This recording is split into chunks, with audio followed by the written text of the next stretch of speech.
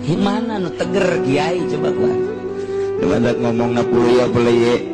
Ayo ngomongnya kerja macam loba ya santai nu ngaraji goreng mah jauh. Atuh bukan sia diacak-acak ku sorangan. Bukan sia atuh teu make ilmu. Boro-boro batur ngaji sia ge teu make ilmu. Kerja macam aja iya alhamdulillah batur ngaji 20 30 mah datang ke 70 aya ku ari waktu sia teh aja di tim sukses. Segala naik ke panggung segala naon.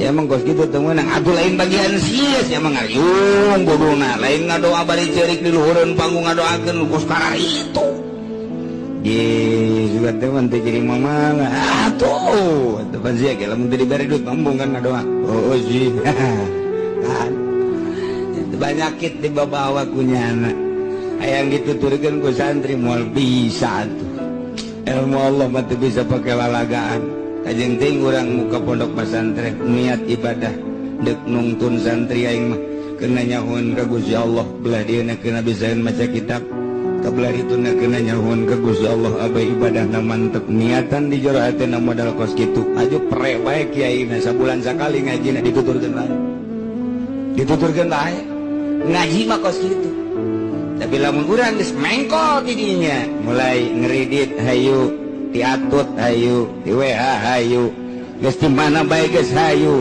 ceramah hayangna hayang cawambon melulu moal dituturkeun kok bisa kitu kiai lantaran pasantren mah neuk ngembangkeun ilmu Allah.